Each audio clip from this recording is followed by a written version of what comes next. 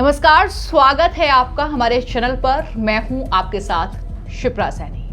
देश भर में पेट्रोल में इथेनॉल मिक्स करने को लेकर जो है बहस छिड़ी हुई है। सरकार पर तमाम तरह के आरोप लगाए जा रहे हैं, लेकिन इन सब के बीच दिल्ली के पूर्व मुख्यमंत्री और आम आदमी पार्टी के संयोजक अरविंद केजरीवाल का एक बयान सामने आया है, जिसमें वो दावा कर रहे हैं कि देश भर में जो पेट्रोल की कीमत है वो 82 रुपये लीटर होनी चाहिए। और इसी मुद्दे को लेकर जो है वरिष्ठ पत्रकार मेरे साथ हैं, पवन त्यागी जी, उनके साथ इस मामले का विश्लेषण करेंगे कि जो अरविंद केजरीवाल दावा कर रहे हैं वो क्या आंकड़ा ऐसा अपना लगा रहे हैं जो वो कह रहे हैं कि 82 रुपये लीटर हो जाना चाहिए देश भर में पेट्रोल। तो त्यागी जी, सबसे पहले आपका स्वागत है। और बड़ा सवाल तो यही है कि अरविंद केजरीवाल जो ये कह रहे हैं, जहां आम आदमी पार्टी की सरकार है पंजाब में, वहां तो 105 रुपये लीटर जो है पेट्रोल बिक रहा है। अब अरविंद केजरीवाल कह रहे हैं कि भाई कच्चे तेल की कीमत कम हो गई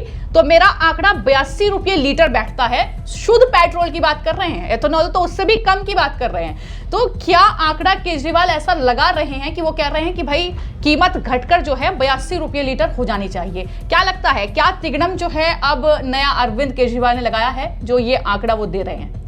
असल में देखिए, देश की विपक्षी पार्टियों को देश के मुद्दों से कुछ लेना देना नहीं है। पूरी दुनिया में जब कोविड का टाइम आया और पूरी दुनिया में एक महामारी थी, उस समय अरविंद केजरीवाल ऑक्सीजन की कमी का रोना रो रहे थे और इसी तरह के प्रेस कॉन्फ्रेंस करके आरोप लगा रहे थे दिल्ली में ऑक्सीजन कम है। वो कह रहे थे वैक्सीन हमें विदेश से लानी है, इसकी छूट दी जाए, क्योंकि उनको लूट करनी थी। जिस तरह से दिल्ली में उन्होंने लूट की उसका पता तो रेखा गुप्ता के आने के बाद पता चला। जब रेखा गुप्ता जी जीटीबी हॉस्पिटल गई तो ऑक्सीजन कंसंट्रेटर जो कि धूल फांक रहे थे, ये पता लगा कि वो स्टोर में पड़े हैं। यानी अरविंद केजरीवाल हर मुद्दे में अपनी कमाई देखता है। वो अरविंद केजरीवाल ये नहीं देख रहे कि पूरी दुनिया में पेट्रोल को लेकर जिस तरह की अफरा तफरी हुई, इस अफरा तफरी में दुनिया में रेट बढ़े तो भारत ने मामूली सा बढ़ोतरी की और हमारे पास पेट्रोल डीजल रखने की जगह नहीं थी। ये मोदी सरकार आई तो इस कैपेसिटी को बढ़ाया और आज की डेट में जो देश के हालात हैं, देश में सुरक्षा ये सबसे ज्यादा जरूरी है। और ऐसे में आप देखिए जो अरविंद केजरीवाल आंकड़े रख रहे हैं तो वो ये बताने की कोशिश कर रहे हैं कि साहब कच्चे तेल की कीमत घट गई तो मोदी जी तेल क्यों नहीं घटा रहे। भाई अरविंद केजरीवाल जी, आप जो ये गणित लगा रहे हो कि साहब इतने का बैरल आया, इतना गणित लगाया, इतना टैक्स लगा, वो सारा डिटेल बता रहे हैं प्रेस कॉन्फ्रेंस में। ये अरविंद केजरीवाल जी इसी तरह की डिटेल बता रहे थे बुलेट ट्रेन को लेकर। और अरविंद केजरीवाल क्या कह रहे थे, मोदी जी जो बुलेट ट्रेन ला रहे हैं उसका मैंने गणित लगाया है, मैं पढ़ा लिखा हूं। और क्या गणित लगा रहे थे? वो कह रहे थे मुंबई से अहमदाबाद बुलेट ट्रेन का किराया 75,000 रुपए होगा। ये अरविंद केजरीवाल पढ़ा लिखा IAS अधिकारी, इनका ये गणित है, इनका ये रहता है गणित। अब इनको क्या मतलब कि देश में हाईवे भी बनने हैं, रेलवे बनने हैं, मिसाइल आनी है, डिफेंस सिस्टम आना है, इससे इन्हें कोई मतलब नहीं है। इनको लग रहा है पंजाब में चुनाव है और चुनावी मुद्दा बनाकर वो 2-4 रुपए पेट्रोल के घटाने वाले हैं, ऐसा मुझे पता लगा है। पेट्रोल डीजल पर ये अभी जब मुद्दा उठेगा, और ये अब बीजेपी सवाल उठा रही है कि साहब आप अपने राज्य में कर लो, पहले 82 रुपए है आपके हिसाब से तो पहले वहीं कर दो। तो ये आप देखना 5 रुपए घटाने वाला है और ये 5-7 रुपए 10 रुपए भी घटा सकते हैं, क्योंकि इनको सत्ता चाहिए। जिस तरह से फ्री की रेवड़ी के नाम पर ये दिल्ली में आए, इसी तरह ये पंजाब में भी फ्री बिजली, फ्री पानी, फ्री बस यात्रा के नाम पर आए थे। अब की बार पंजाब की जनता इनके झांसे में नहीं आएगी।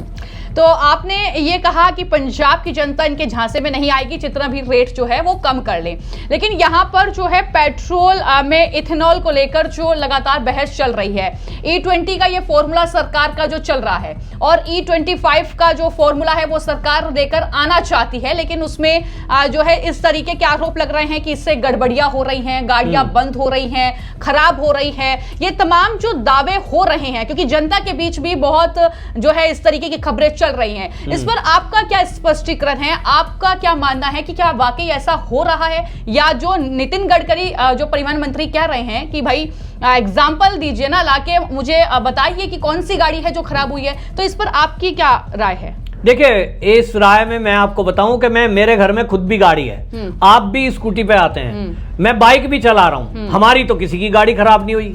जब हम में से किसी की गाड़ी खराब नहीं हुई तो ये कौन लोग हैं जिनकी गाड़ी खराब हो रही है? इसका मतलब जो नितिन गडकरी कह रहे हैं वो पानी मिलाकर जानबूझ के सरकार को बदनाम करने के लिए एक नैरेटिव गढ़ रहे हैं। और ये वही लोग हैं जिनको सरदार सरोवर बांध बनने से दिक्कत थी, जिनको उत्तराखंड में बांध बन रहा था तब इनको दिक्कत थी कि साहब नदी दूषित हो जाएगी, ये हो जाएगा, वो हो जाएगा। ये विकास के विरोधी हैं, इनको केवल विकास का विरोध करना है। और इसीलिए जो E20 या E25 आने वाली बात है, मैं किसान परिवार से हूं और किसानों की आय बढ़े इसकी चिंता मोदी सरकार पहले दिन से कर रही है। और इसीलिए जब एथेनॉल का मिक्सअप होगा तो किसानों की आय बढ़ेगी, नंबर एक बात ये। नंबर दो रही गाड़ी खराब होने की बात, तो पिछले एक साल से ये भारत में और दुनिया के कई देशों में ये मिल रहा है और वहां 25 नहीं 2030 भी है।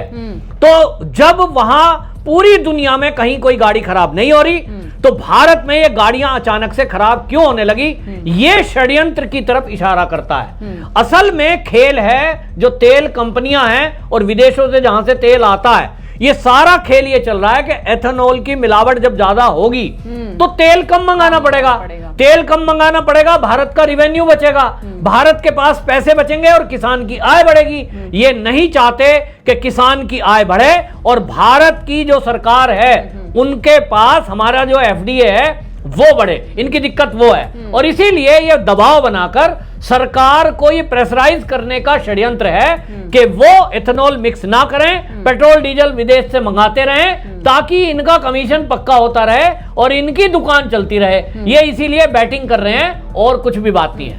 तो आपने बैटिंग का जिक्र किया, यहाँ पर कहीं ना कहीं देश के दुश्मन के तौर पर ये फिलहाल जो है अपनी भूमिका कहीं ना कहीं निभा रहे हैं, क्योंकि प्रधानमंत्री ने हाल ही में एक रैली में ये कहा था, एक कार्यक्रम में ये कहा था कि जब दुनिया में किल्लत थी और सबने देखा, सोशल मीडिया से लेकर मीडिया में हमने देखा कि पाकिस्तान से लेकर दुनिया के तमाम देश जो है त्रस्त थे, वहां पर पेट्रोल की सप्लाई नहीं थी, वहां पर किस तरीके से लोग परेशान थे, लेकिन भारत में ये सप्लाई रुकी नहीं। और तब भी अरविंद केजरीवाल प्रेस कॉन्फ्रेंस करते हैं, उन्होंने प्रेस कॉन्फ्रेंस की, कहा कि सरकार जो है प्रॉफिट में है क्योंकि कच्चे तेल की कीमत तो लगातार कम हो रही है, यहाँ पर तो तेल के दाम ही सरकार लगातार बढ़ाती जा रही है, तो वो प्रॉफिट कमाना चाहती है, सीधा आरोप लगा रहे हैं।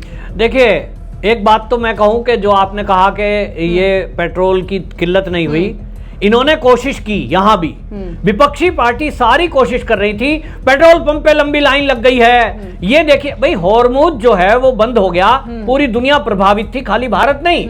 लेकिन इनको चाहिए ये था कि देशवासियों से कहते भाई शांति रखो, मुसीबत की घड़ी है, धैर्य रखिए। इसके बजाय उल्टा ये अरविंद केजरीवाल टाइप के लोग जितने भी थे विपक्षी पार्टी, ये कह रहे थे साहब पेट्रोल पंप पे लंबी लाइन है, फर्जी इन्होंने फैलवाई कि तेल खत्म होने वाला है, अब तो 2 ही दिन का तेल बचा है। और रही बात ये कि अगर पैसा बचेगा तो देश के विकास में काम आएगा। मैं आपको कुछ आंकड़े बताता हूं जो केजरीवाल गणित बताता है, मैं भी बताता हूं कि मोदी जी अगर तेल के रेट सस्ते नहीं कर रहे हैं, कच्चा दाम घटने के बाद भी तेल का, तो भाई क्या करेंगे इस पैसे का? वो अपने बैंक अकाउंट में तो डालेंगे नहीं, वो विदेश लेके जाने वाले नहीं, वो व्यक्ति हैं, उनका तो कोई आगे पीछे नहीं, वो देश के सेवा के लिए ही राजनीति में आए हैं। मोदी सरकार 2014 से आई है, आपको बताऊं वहां 10 लाख तक का इलाज, 5 से 10 लाख तक का आयुष्मान कार्ड 41 करोड़ लोगों को मिला।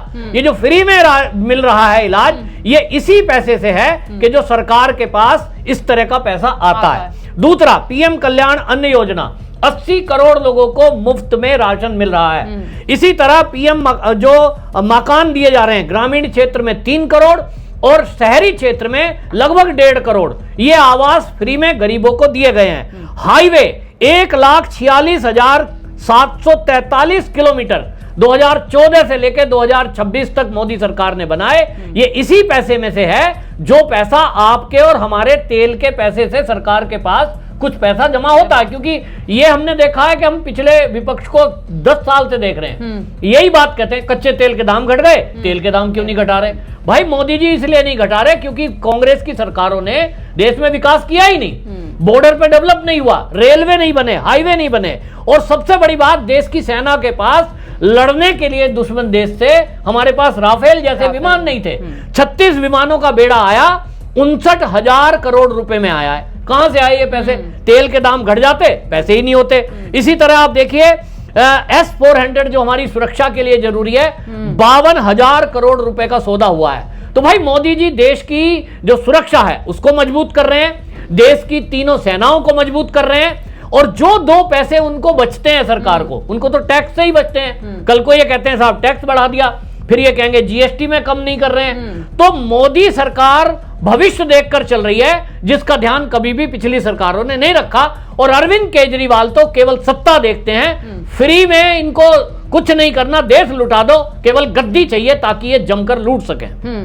तो अरविंद केजरीवाल जो ये बात कह रहे हैं कि 82 रुपये लीटर पेट्रोल हो जाना चाहिए, इसको लेकर आपने जो है वरिष्ठ पत्रकार हैं पवन त्यागी जी, उनका पूरा विश्लेषण भी सुना कि उन्होंने बताया कि जो प्रॉफिट की बात अरविंद केजरीवाल कर रहे हैं, तो आखिर वो प्रॉफिट भी जनता पर ही खर्च हो रहा है। किस तरीके से जनता की सुरक्षा के लिए काम हो रहा है, उनके विकास के लिए काम हो रहा है, तो सारी चीजें देश में हो रही हैं। लेकिन आपने एक और महत्वपूर्ण बात कही कि देश के खिलाफ कहीं ना कहीं ये षड्यंत्र रचते हैं। तो वो तो हमने ऑपरेशन सिंदूर में भी देखा कि किस तरीके से जब सबसे बड़ा वक्त था देश के साथ खड़े होने का, तब वो नजर नहीं आए। तो जाहिर तौर पर उनसे उम्मीद क्या ही रखी जाएगी। लेकिन फिलहाल ये पूरा मुद्दा जो आपने त्यागी जी का विश्लेषण सुना, लेकिन एक बार फिर से नए मुद्दे के साथ हम आपके सामने हाजिर होंगे। तब तक के लिए नमस्कार।